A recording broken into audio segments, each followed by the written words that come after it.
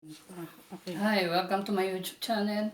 If you are new to my channel, please don't forget to like, share, follow, comment, the bell to notify you, and subscribe. By the way, I'm GUevara. I hope you enjoy watching my videos right now. Today, I'm gonna share it to you how to replace sa kitchen sink, this fountain faucet. So we need to replace new one.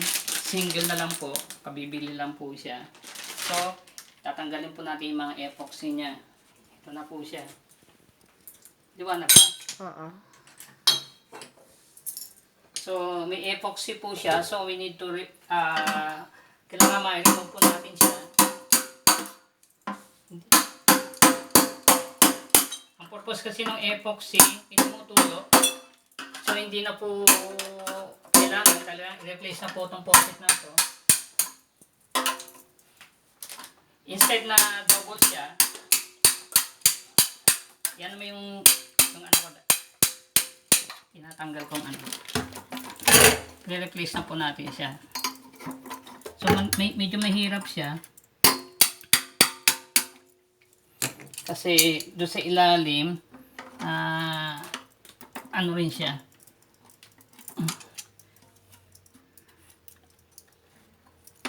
So, mahirap. So, pause mo muna bro. Dai, pause mo na kami. Pause mo lang. Ayan, ganyan. Kasi, tanggalin ko muna yung ilalim. Hawakan mo muna yan, ha. Akin ang ilaw. Okay na yan. Hawakan mo lang muna yung cellphone ko. Hindi ko po matatanggal. Gusto mo making ilaw? Yun na nga. Nasa Ito. Ayan.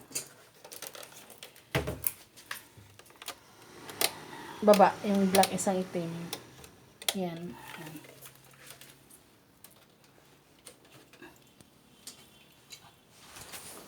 Ngayon natin paganahin mo.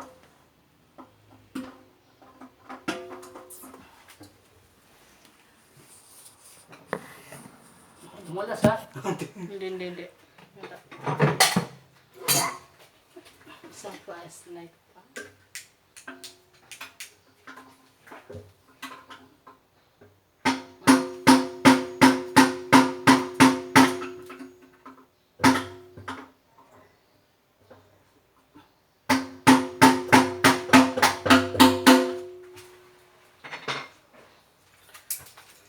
Mahina ito yung isa. Tanggalin mo relo mo po yan. Kasi may masarap yan. Sira yan. Sira na. Bili ka bago. Walang pambili. Makasahod ka na sa YouTube. Binili ko ng ano, bili ako ng bisikleta na eco-bike. Bili ko na.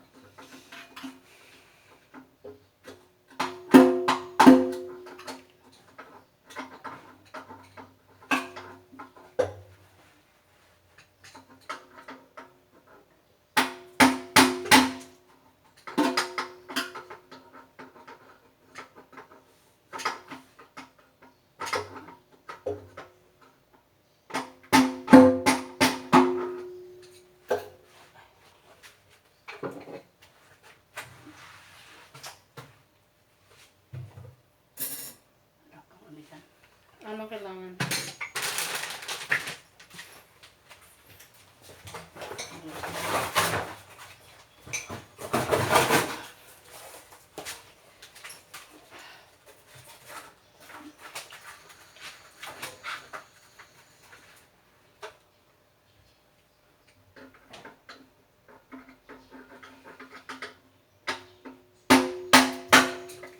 Kasi nagtatanggal na siya.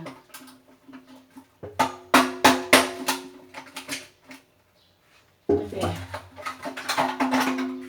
Tara! Tinanggal, ibibidyo nga natin eh. Ayan.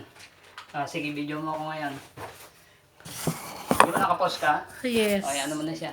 Sige ako tumatakbo. Okay na. Okay na siya?